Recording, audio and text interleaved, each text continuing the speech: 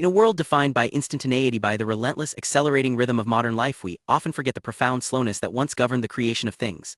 Look closely at this potter's hands, the precise pressure, the intuitive knowledge passed down through generations. This is not merely an act of making, it is a dialogue between human skill and raw material. Before the assembly line, before the roar of steam engines reshaped economies, objects were born differently. They carried the fingerprint of their maker, imbued with localized wisdom and specialized effort. What was life like when every necessity, from the simplest bowl to the most complex tool, was crafted by hand?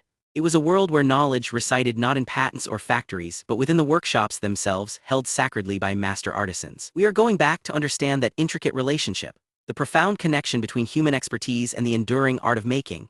Imagine communities where every trade from blacksmith to weaver was a vital thread in the local fabric. These were economies built on intimate knowledge, where mastery was earned through years of apprenticeship, sustaining cultures far removed from globalized production. Before the first tool could be shaped, before the loom could sing its rhythm, there was a deep and abiding relationship between humanity and the land itself. The raw material dictated the object, not the other way around. A potter's success hinged entirely on the specific chemical makeup of local river clays. Too much iron and the glaze would run dark. Similarly, the type of wood available, the dense oak for furniture, or the lighter ash for carving, determined its ultimate use. This was a material economy defined by immediate geography. The knowledge required was not merely how to craft, but how to sustainably harvest, knowing which root could be used as dye, when to gather fallen reeds without damaging the bank, and how to prepare animal sinew for durability. These initial steps of gathering and preparation were themselves highly specialized crafts, forming the foundational wisdom upon which all subsequent artistry rested. The forest provided more than just timber. It yielded tannins for leather and resins for adhesives. These resources demanded intimate ecological knowledge, a sophisticated understanding of seasonal cycles and biodiversity that sustained both the craftsperson and the environment. The journey from raw material to finished object was not a linear process, but one steeped in tradition and rigorous apprenticeship. Formal schooling held little sway. True knowledge was an inheritance passed down through observation and relentless repetition. A young apprentice did not simply attend class, they lived within the workshop, absorbing the rhythm of life around the master artisan. Their education was intensely practical, built upon silent mimicry, watching the grip of a hand tool, observing the precise angle of a cut, understanding the subtle shift in wood grain under stress. This system demanded total immersion and patience, often spanning years or even decades. The master's reputation rested not just on their own skill, but on the caliber of the knowledge they successfully transferred. It was an oral tradition, a living library of techniques, secrets, and material properties that could only be retained through dedicated practice. This deep investment in inherited skill ensured a continuity of excellence, making the craftsperson less a laborer and more a custodian of cultural wisdom. The technology of the hand was perhaps the most critical element in this entire ecosystem. These were not simply implements, they were carefully designed extensions of the artisan's own body and skill. Whether it was the specialized chisel wielded by a cabinet maker, the intricate treadle loom operated by a weaver, or the bespoke set of punches used by a silversmith, each tool demanded intimate knowledge to operate effectively. These human-powered devices represented peak engineering, tailored not for scale, but for exquisite detail and perfect fit. They were works of art themselves, forged from local materials, steel, hardwood, bone, and maintained through constant repair and refinement. The inherent limitation of these tools was also their greatest strength. They demanded the direct physical presence and specialized judgment of a master craftsman. This intimate relationship between person and implement defined the quality and uniqueness of every object created before the age of steam power. Consider the blacksmith's anvil, absorbing the hammer blows that shaped iron into functional beauty. Each strike was a dialogue between muscle, metal, and years of accumulated expertise. This mastery ensured every object carried the unique signature of its maker. The rhythm of life in these workshops was fundamentally different from anything we associate with modern industry. It was not dictated by factory whistles or timed quotas, but by the body's natural endurance and the steady pulse of the day itself. For the potter, the work began before dawn, guided only by the cool clay and the rising sun. The repetitive motion of throwing a vessel on the wheel became a meditative ritual, demanding focus that transcended mere labor. Similarly, the weaver spent hours at the loom, each pass of the shuttle marking time in a steady, hypnotic beat. These were crafts defined by patience, a slow accumulation of skill over decades. To be an artisan was to commit oneself fully to a pace measured not in units per hour, but in the quality and permanence of the object itself.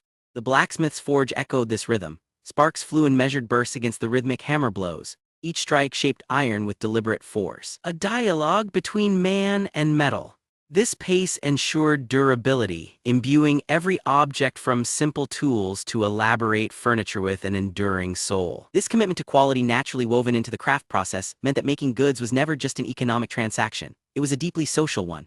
The workshop itself often served as the heart of a neighborhood, a place where skills were taught and secrets were shared across generations. Goods rarely traveled far. They moved through local networks, from the potter exchanging wares with the weaver, to the carpenter trading lumber for leather goods. These exchanges reinforced more than just commerce, they solidified social bonds. Furthermore, specialized groups, whether formal guilds or informal craft fairs, played a crucial role in maintaining standards and stability. Guilds acted as gatekeepers, regulating quality through rigorous apprenticeship and ensuring that only masters of proven skill could practice their trade. This collective oversight provided both economic security for the artisan and assurance of excellence for the consumer, making the community itself an essential part of the finished piece. Such structures fostered mutual reliance. The local economy thrived on this intricate web of specialized skills, ensuring that every artisan's success was intrinsically tied to the well-being of their neighbors and community. But this delicate balance, this self-sustaining rhythm, proved incredibly fragile. It relied on localized knowledge and human effort, a system fundamentally unprepared for radical change. The late 18th century introduced forces that would irrevocably shatter the established order: industrial innovation. Suddenly, theoretical designs were being translated into physical machines, powered first by water wheels, then by steam engines. These inventions didn't just improve efficiency, they radically redefined what was possible in terms of scale and speed. Mechanized looms and power-driven mills could produce textiles at an unprecedented rate, rendering years of specialized human practice suddenly obsolete. The economic pressure became immense. Artisans found themselves competing against machines that operated 24 hours a day, often from centralized factories far removed from their homes and communities. This shift wasn't merely technological. It was a profound social upheaval, forcing skilled laborers into an unfamiliar relationship with capital and the relentless demands of mass production. The skilled craftsman, once master of his own pace and materials, was now merely a cog in a vast impersonal machine. This transition created a new class of factory worker, whose labor was measured not by skill, but by the relentless rhythm of the industrial clock. Yet history is rarely a straight line of progress. Even amidst the roar of the steam engine and the promise of unprecedented abundance, pockets of resistance persisted.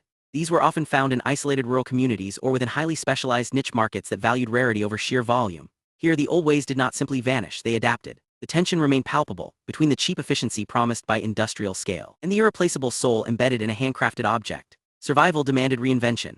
Some artisans retreated into self-sufficient economies, their skills becoming markers of local identity rather than commodities for global trade. Others found new patrons, the wealthy elite who could afford true quality, or specialized markets that appreciated historical methods. This slow, persistent adaptation demonstrates that while technology reshaped labor dramatically, the intrinsic human desire for beauty and durability proved remarkably resilient. Consider the specialized guilds, for instance, whose knowledge, like fine clockwork or hand-blown glass, required generations to perfect. These crafts survived by becoming guardians of tradition, proving that true value often resides not in speed but in enduring mastery. The story does not end with the factory whistle. Instead, a quiet resurgence is taking root across the globe. We see modern movements from artisan workshops to sustainable design collectives actively reclaiming this lost wisdom. These practitioners are not merely replicating old techniques, they are adapting them for a new era of mindful consumption. They demonstrate that true value lies in provenance and process. By choosing hand-spun wool over synthetic fibers, or favoring joinery built by human hands over mass-produced seams, consumers participate directly in the preservation of skill. This revival is fundamentally an argument against disposability. It champions sustainability not just as an environmental policy, but as a deeply personal philosophy rooted in respect for materials and time. The enduring hand reminds us that while automation handles efficiency, it cannot replicate the knowledge passed down through generations, the intimate understanding between human, material, and purpose. This knowledge remains profoundly invaluable. From Japanese woodworking to Appalachian basketry, these modern stewards prove that human ingenuity thrives outside industrial metrics. They build a sustainable future by honoring the slow rhythm of skilled labor.